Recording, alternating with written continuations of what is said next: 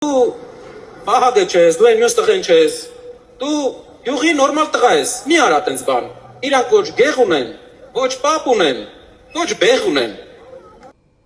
Գիտեք Կալուգայի Սամոյի տանես երեխեն, որ արքետիպային կերպարն է,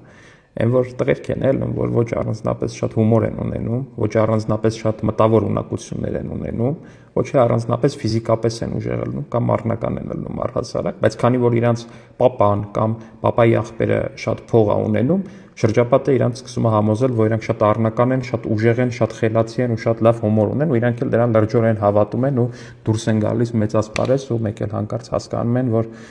իրականում քյոսա են, որ իրականում ընդհանրապես հումոր չունեն ու մտավոր ունակություններից էլ խիստ կաղում են։ Բալիկ ջան, դու կասես ինչ թղթերով ես բանակից ազատվել, ես քեզ կտանեմ մեր գեղ, մեր գեղը ցույց կտամ։ Ու որ քեզ շատ խելոք պահես ու տարիներ անց վերջապես բեղեր աճացնես, ցույց կտամ նաև այդ բեղերը թրաշելու ձևը, բալիկ ջան։ Պապու մասին էլ, իմ պապը դպրոցի տնօրենն էր, մեր գեղի, ոչ թե ձերոնց պես գեղերի դպրոցների վրա ավել հոսանքի փող գրող։ Բժշկի թղթերը ցույց կտաս, կտենանք ինչ հոդվածներով ես բանակից ազատվել։ Եթե մեջը մտավոր ինչ-որ մի բան կա, էլ չեմ խոսա քո մասին։ Եթե չկա, պատրաստվի։ Շարունակելու ենք բարեփոխումները կրթության ոլորտում։ Ոչ մի երեխա չպիտի անգրագետ մեծանա։ Բոլորը պիտի իմանան հայերեն գրել, կարդալ եւ խոսել։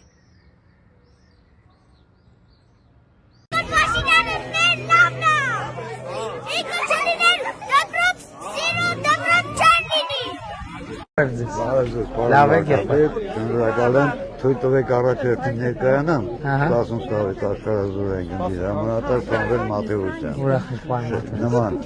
ես էլ եմ այնքան ուրախ, որ այսօրվա դրությամբ Դավիթ Հաշինում մենք իրար հետ միասին հանդիպում ենք։ Մեծ պատիվ է, քարտեզ նվիրեմ ձեզ։ Պարոն վարչապետ,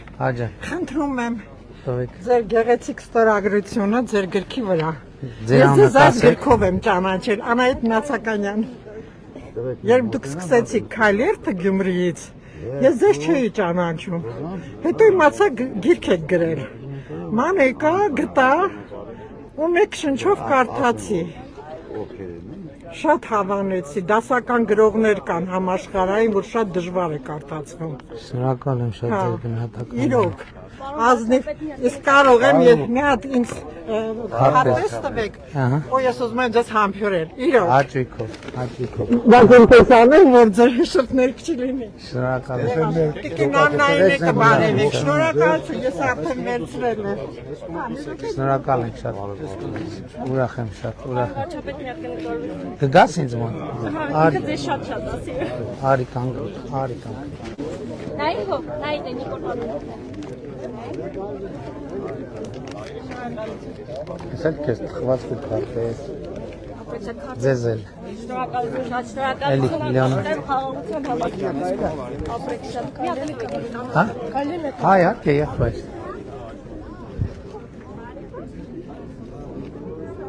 Եղավ։ Մերսի շատ։ Ես եմ շնորհակալ։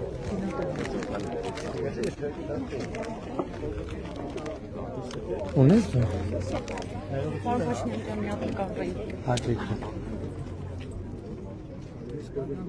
Ունեք քարտեզ։ Հատվել եք, շնորհակալ եմ շատ։ Բարև ձեզ։ Քարտեզ նվիրել եմ ձեզ։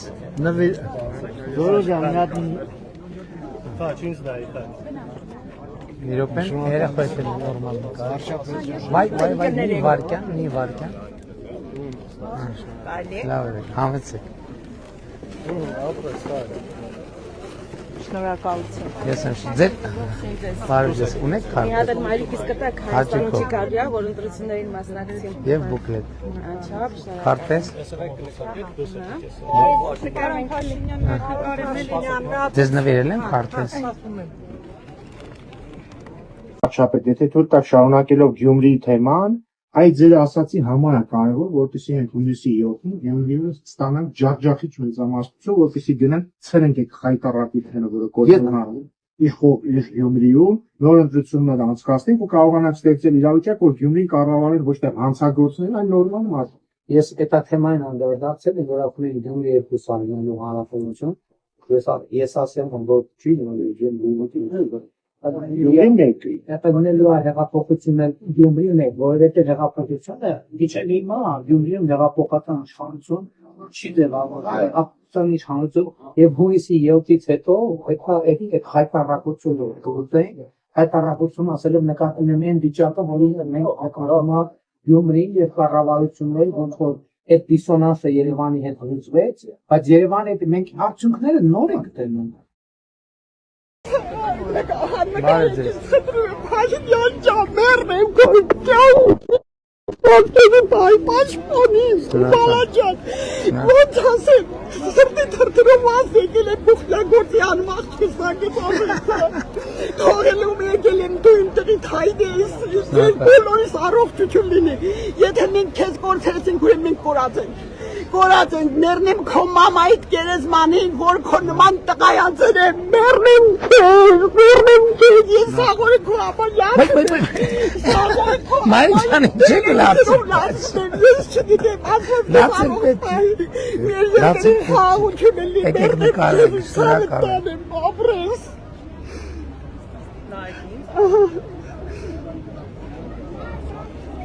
Շատ մի հատ էլ նկար եք համ։ Նորմալ նկարի, նայ նորմալ նկար ա եղել։ Շնորհակալ եմ։ Շատ շնորհակալ եմ։ Գտաս իմ թորներից համարել, իմ տղայիս համարել, մենք էլ շատ ենք սիրում ընտանիքով։ Քանի թորնիկ ունեք։ 2 թորնիկ ունեմ, մեկը ծառայում ա, մեկը ծառայությունից նորա եկել։ Աստված, բարի ծառայություն։ Չէ, դրանք չէ, դրանք։ Մենակ քարտեզ։ Մենակ քարտեզ, ապահովություն եմ։ Շնորհակալ եմ։ Մի հատ էլ բացեմ Փաշինյան ջան, քեզ առողջություն։ Այդ ասեմ, չնայած այդ համբալները իրանք համբալեն ու սկզբից իրանք են ասում, որ դու չասես իրանք, մեռնեմ կյանքի։ Չմտածես սրտիդ մոտիկ չեն թունես։ Շատ լավ, շնորհակալ եմ։ Այ ամեն շատ շնորհակալ։ Իրանց դարձից գնաց երկրից։ Նա իրանք ընդերից ամոման մենք չգիտեմ ոնց ինչ ձևի բան լինենք, վերջ այդ մարդը եկել է, մնա այդ մարդը, դրանք հետ չդան, ասում Ալբերտ ջան, ասում եմ,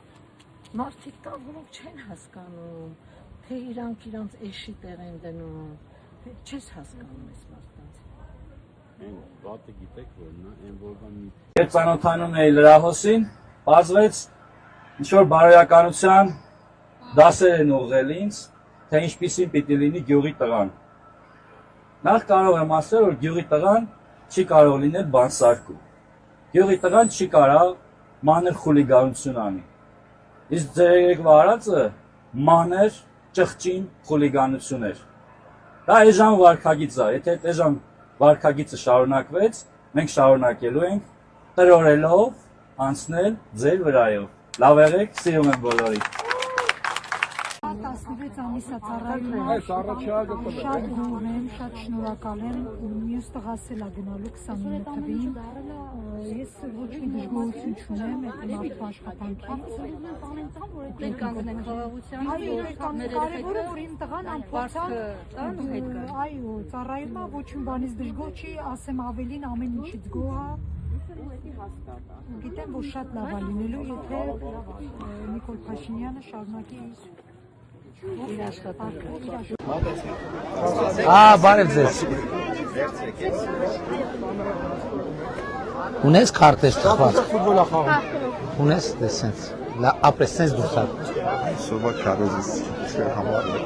Շնորհակալ եմ։ Որ մեջ ասում եմ դուք ընդունում եք մարդիկ, որոնք ցեզ ջնշում են։ Աստված որոշում է, ժողովուրդը ընտրում է։ Որ շարունակեք հավատալ ցեզ համար։ Շնորհակալ եմ շատ եղբայր։ Շնորհակալ եմ։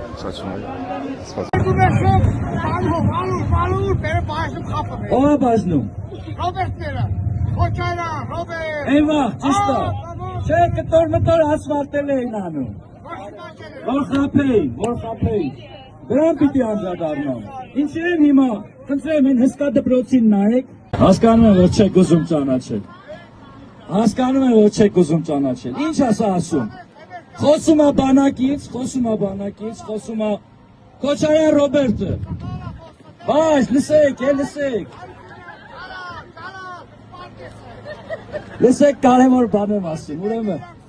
ուրեմն սիրելի հայրենակիցներ, 2018 թվականին բանակի բյուջեն կազմել է $640 միլիոն։ Մեր կառավարությունը 2025 թվականին բանակի բյուջեն դարձրել է $1 միլիարդ 700 միլիոն։ 1.1 միլիարդ ավելի։ Հիմա իրանց մասին ասեմ, Ռոբերտ Քոչարյանի եւ Սերժ Սարգսյանի մասին։ Ռոբերտ Քոչարյանը սկսել է երկիրը կառավարել 1998 թվականից։ Մինչև 2008-ը կառավարել է մարտի 1-ի արյունահեղությունով այն հանձնել է Սերժ Սարգսյանին։ Ուրեմն 1998-ից մինչև 2018 թվականը 20 տարիների ընթացքում նրանք 5 ու 4 անգամ պակաս գումար են ծախսել սպառազինություն եւ ռազմական տեխնիկա գնելու վրա, քան մենք ծախսել ենք 2022-ից 25 թվականներին։ 3 տարվա մեջ ընդամենը 5 ու 4 անգամ ավելի։ Սա է Նիկոլ Փաշինյանի ու իրենց տարբերությունը։ Նիկոլ Վարչապետ, Նիկոլ Վարչապետ, Նիկոլ Վարչապետ, Նիկոլ Վարչապետ։ Տիկին Դավոյան,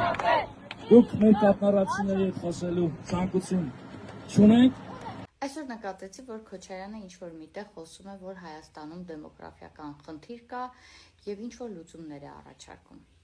Այս մասին խոսում է մի մարդ, որի կառավարման տարիներին Հայաստանից հեռացել է շուրջ 270,000 մարդ, եւ որ իր կառավարման 10 տարիների ընթացքում այդպես էլ լուծումներ չգտնվեցին։ Իսկ լուծումները շատ պարզ էին։ Պարզապես պետք էր դադարել թալանել երկիրը, տնտեսությունը բաժանել սեփական շրջապատի միջև, կամ արդարությունը եւ ավտորիտար կառավարման ռեժիմը վերացնել։ Ցանկանամ հուշել կամ հիշեցնել տվյալ անձին, որ 2025 թվականին իր կառավարման տարիներից ի վեր առաջին անգամ Հայաստանում ներգաղթ է գրանցվել։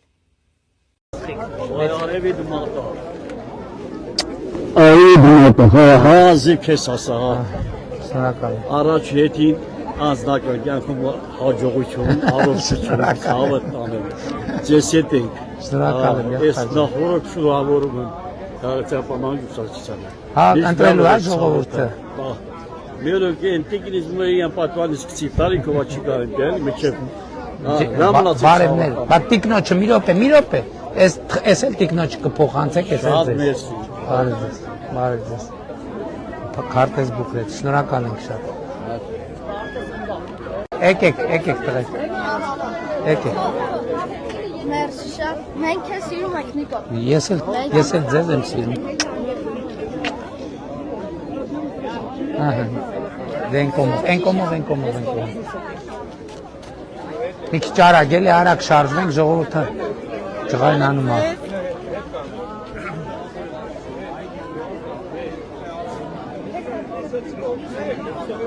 Մի հատ բուկլետ, բան։ Շնորհակալ։ Բարև ձեզ։ Հարգանքները շնորհակալ եք։ Ես եմ շնորհակալ։ Որ խնդրեմ երկու հատ բալիկներիս համար կտան։ Բալիկների համար թխվածքով։ Մի հատ է թխվածքով։ Բալիկների մի հատ հատուկ գիտեք ինչի համար եմ ուզում շնորհակալություն հայտնել, որ մեր ժողովրդի մեջ պետական ամետություն եք ուզում սեր տարել։ Դա շատ մեծ գործ է, որ մենք չենք սիրել պետությունը։ Մենք ամեն մեկս փորձել ենք վերմակը մի քիչ մեր վրա։ Հիմա ոնց է ուզում ենք պետության մասին մտածենք, որ պետությունն էլ առանձին մեր մասին Համեցեք։ Շնորհակալ եմ ձեր խոսքերի համար։ Ես եմ շնորհակալ ամեն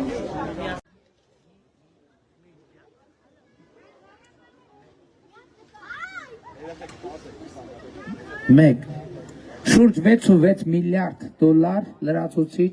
մուտք է եղել Հայաստանի Հանրապետության պետական բյուջե։ Սա այն գումարն է, որը հեղափոխությունից առաջ կամ հեղափոխություն չլինելու պարագայում հոսելու էր, շարունակելու էր հոսել քրեա օլիգարխիայի գրպանը, որը այսօր ներկայացված է պատերազմի եռագլուխ կուսակցության տեսքով։ Մենք պետք է արձանագրենք, թե ովքեր են պատերազմի եռագլուխ կուսակցության ներկայացուցիչները։ Ըստ էության մենք գործ ունենք 1998-ից 2018 թվական տոս սկզբունքորեն, որ նայում են քաղաքական դաշտից, ավելի շուտ 98-ից 2018 թվական Հայաստանում իշխած եւ Հայաստանը կեղեքած օլիգարխիայի հետ։ Ուժեղ Հայաստան կուսակցությունը Հանրապետական կուսակցության ռեբրենդինգն է, Սերժ Սարգսյանը այդ կուսակցությանը հրապարակային աջակցել է, Կալուգացի օլիգարխի եղբայրը, որը նույնիսկ հարկ չէր համարել իրենց հրավիրած երթի մեջ քայլի, այս մարդկանց մասին ეხի պետք է քայլեր, փողը տվել է ուրիշներին, ուրիշները քայլեն, ինքը պետք է քայլի, չէ, իրանով է փող տվել, որ քայլի։ Սա շատ խորհրդանշական պատկեր է։ Մարդիկ իրանք քայլող չեն, հասկանում եք, իրանք քայլեցնող են, հասկանում եք, իրանք քայլեցնող են, բայց ես համոզված եմ, Հայաստանի ժողովուրդը հունիսի 7-ին եւ Հայաստանի պետությունը հունիսի 7-ից հետո իրանք դեռ շատ քայլեցնելու է, շատ երկար քայլելու է, բայց սահմանափակ տարածքում, ընդեղ տեղեր կա, ես այդ տեղերում եղել եմ, կա որ 3-ը 3-ի վրա, 4-ը 4-ի վրա,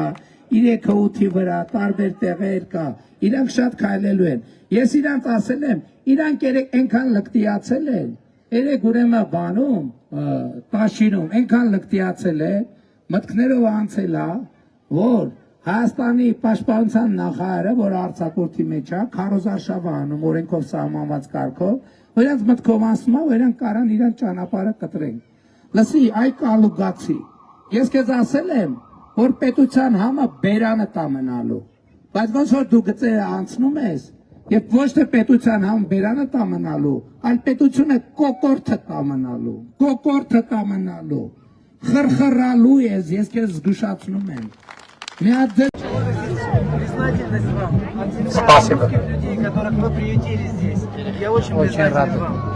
И за то, что для IT-предпринимателей даете хорошие условия. Спасибо вам огромное. Вам спасибо. Я очень признателен. Мы рады вам. Ես նա շատ շնորհակալ եմ ձեզ, ես ձեր կառավարման տարիներին անհատական ձեռքբերումներ եմ ունեցել, ում եմ առել, մեքենա եմ առել, ու այն ամենի շնորհիվ ինչ որ դուք նոր ասում է, որ մենք բնակարանի ձեռքբերման համար 18 թվից Հայաստանի քաղաքացիներին տարբեր ծրագրով $1 միլիարդ աջակցություն ենք տվել, $1 միլիարդ։ Ես իմ աշխատանքով, իմ ամուսնու աշխատանքով ենք արել, բայց կարողացել ենք ձեռք բերենք այն հիպոթեքը, որովհետև գրանցված Եկամտային հարկի վերադարձով, չէ՞։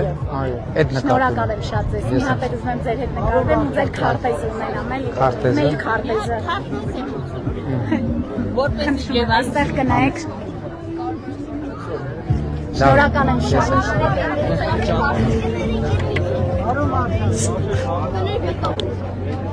Ճանապարհին կարդում եմ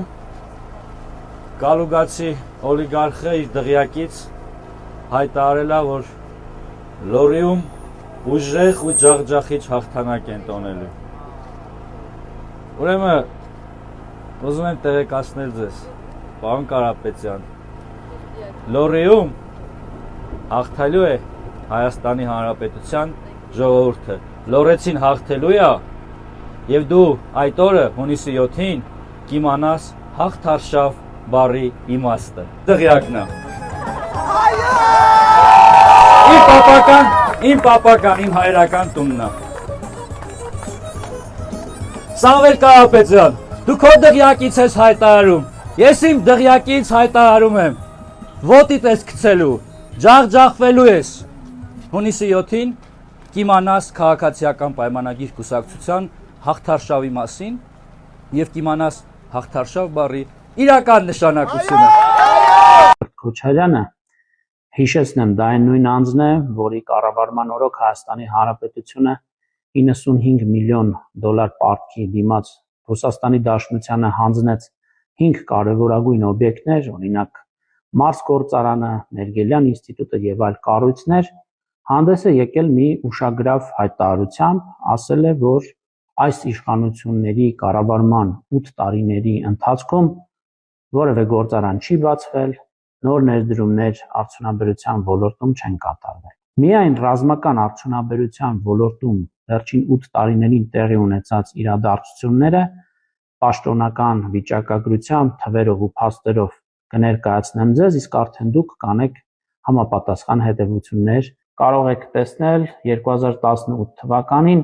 ոլորտում գրանցված է եղել 36 ընկերություն, աշխատողների ընդհանուր թվաքանակը 1816, շրջանառության ծավալը կազմել է շուրջ 9.2 միլիարդ դրամ, արդեն 2025 թվականին ռազմարդյունաբերական համալիրի ռեեստրում գրանցված ընկերությունների քանակը կազմել է 67, աշխատողների ընդհանուր թվաքանակը 3331, շրջանառության ծավալը այստեղ ուշադրություն աննախադեպ թվի աճ ենք ունեցել շուրջ 69 միլիարդ 700 միլիոն դրամ, արդեն այս պատկերում դուք կարող եք լավագույնս տեսնել, թե ինչպիսի աճ է գրանցել ռազմարդյունաբերական ոլորտը 2018-ից 2025 թվականներին, մասնավորապես շրջանառության ծավալի կազմակերպությունների քանակի դինամիկան է այստեղ ներկայացված։ Մասնավորապես ոլորտի առաջատար ընկերություններից օրինակ Arsenal-ը 2018-2025 թվականներին ունեցել է հետևյալ պատկերը։ Arsenal ընկերությունը 18 թվականին ունեցել է 3 աշխատակից, վճարել է շուրջ 6.3 միլիոն դրամ հարկեր, շրջանառությունը կազմել է շուրջ 23.7 միլիոն դրամ։ Բայց արդեն 2025-ին դուք կարող եք տեսնել, որ աշխատակիցների թիվը զգալիորեն աճել է 336, հարկերը 3.8 միլիարդ դրամ, շրջանառությունը կազմել է 11.2 միլիարդ դրամ։ Դավառոն 2018 թվականին ունեցել է 1 աշխատակից, վճարված հարկերը շուրջ 1.6 միլիոն դրամ, շրջանառությունը շուրջ 14.1 միլիոն դրամ։ Բայց կրկին 2025 թվականին աշխատակիցների քանակը զգալի աճել է, 155 է դարձել, վճարված հարկերը կազմել են շուրջ 1.5 միլիարդ դրամ, իսկ շրջանառությունը հասել է 12.6 միլիարդ դրամի։ Հիմա օրենք ենք ընդունում, որովհետև հատ-հատ չի լինում լուծել, երկարատևում, ուզում ենք օրենք ընդունենք հեշտացված կարգով։ Դե դա։ Հիմա մեր մոտեցումը գիտեք, հիմա հա թղթերով անօրինական է, բայց մենք էս եմ ասում եմ մարդը տունը սարքելա 40 տարի մեջ ապրում, ինչ պետք է ասենք, հո չենք ասելու դուրս եկեք տնից կամ հո չենք ասելու։ Հիմա դրա համար, քանի որ շատ է թիվը, հատ մարդիկ դիմում են, հատ-հատով միջև լուծում ենք, տարիներ է տևում։ Հիմա փաթեթով 300 մետր ուժի մեջ է։ Որ 300 մետրը։ Այդ մանրամասն էստեղ չեմ ճիշտն ասած, որ ասեմ։ Բայց բանն է նա օրենք ենք ընդունում, որ փաթեթով լուծեն։ Ես երեք խոսում ենք, ես չգիտեի, որ Դավթաշենում էլ տենց խնդիր կա։ Հաղթանակ գյուղը գիտեի, Սիլիկյան թաղամասը գիտեի, երեք որտեղ կենտրոնում, Երևանի կենտրոնում տենց խնդիր։ Հա, փաթեթով հեշտացնենք, որովհետև ասում եմ, մենք պետք է ելնենք կենտրոնաբանությունից, դե յուրե հիմա նախ Խորհրդային Միությունը թույլ է տվել բոլորի աչքի առաջ սարքվել, մարդիկ 40 տարի, 50 տարի, 60 տարի այդ տանը ապրում են, ինչ ու իրանք էլ ճիշտ են ասում, գույքը արկել չեն վճար։ Հա, ու հեշտացված կարգով, հա, բայց իրականում ես չգիտեի, ես այդ հարցի հետ առնչվել եմ Հաղթանակ գյուղի դեպք հետ կապված, հետո հերթով ուր գնում է, մարզերում էլ կա տենց խնդիր, որովհետև ու փաթեթով պետք է լուծեք, որովհետև չէ, նույնն է, չէ, ստեղ խնդիրը գիտեք, դե որ տակը իրավական հիմք չկա, պաշտոնյաներն էլ դժվարանում են, հիմա հատ մինչև ամեն հարցը լուծել, հիմա դրա համար նենց օրենք ենք ընդունում, որ մաքսիմալ արագացվի պրոցեսը։ Դե հենց այդ եմ ասում, մեր ելակետ է դա, մարդը 30-40, արդեն սերունդներով են այդտեղ ապրում։ Էդ է պատճառը, որովհետև իրավական մենք պետք է մի բան արձանագրենք, պաշտոնյան, ով էլ լինի, դուք էլ լինեք, ես էլ լինեմ, ինքը նայում է իր հարցի իրավական շրջանակը։ Եթե տանկը օրինական հիմք չկա, մարդը չի գնա այդ բանին, որովհետեւ վաղ մյուս օր իրեն կարան ասեն, ինչ ես արել, ինչ հիմքով ես արել։ Ուրեմն մի բան ինչ ես արել, ուրեմն կաշառք ես վերցրել, ուրեմն ես արել, ուրեմն ես սա։ Դրա համար գնացեք դատարանով։ Դե էդ եմ ասում, դրա համար են ուղղորդում դատարան, բայց հիմա մենք օրենք ենք ընդունում, որ հեշտացված կարգով անենք, որ լուծենք բրծենք։ Չէ, այդ հաստատ է լինելու է։ Հաստատ է լինելու է։ Եվ հետեւյալով լուծվելու, որ մենք ասում ենք, բայց ուրիշ դեպքեր ունենք, որ մարդիկ լսում են, որ սենց բանա, գնում են հիմա քանդում են, սկսում են սարքել, այդ չի լինելու։ Չէ, այն որ ապրել են տասնամյակներով, մարդիկ ապրել են, ընդհանուր մինչև 2021 թվականը, որ մենք օրինականացնելու բանը դրել ենք, բայց ասել ենք ժողովուրդ, պետք է գիծ քաշենք, որ դրանից հետո նախագծով շինթույլտվությունով լինի։ Այդ գծից հետո ինչ ժողովրդի հարցը բոլորին է գրել